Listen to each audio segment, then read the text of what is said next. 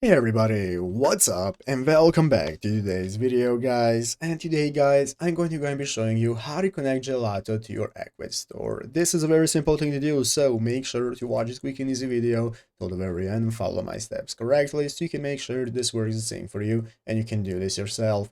But yeah guys, let's get straight into it. So the first thing you want to do is to go ahead and open up the official Ecwid website right here at ecwid.com. If you're not already, and after opening it up, you'll be greeted by this main page right here in the upper right corner. You can get started with logging into your account. If you do not already have one, just go and create a new one, and after logging into your account, you'll be greeted by this home page where at the left side screen you can find all the sections you can access, such as dashboard, sales, catalog, and so on.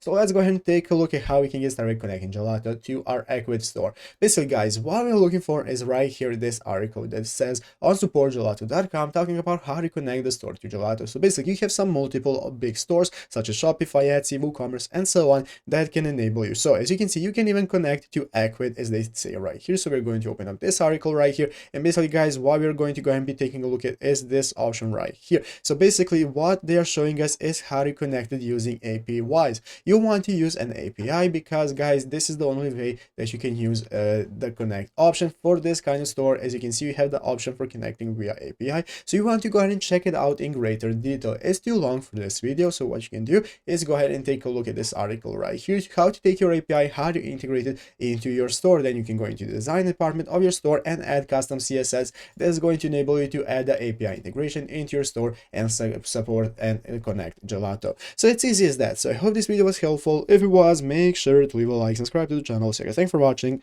take care, and bye.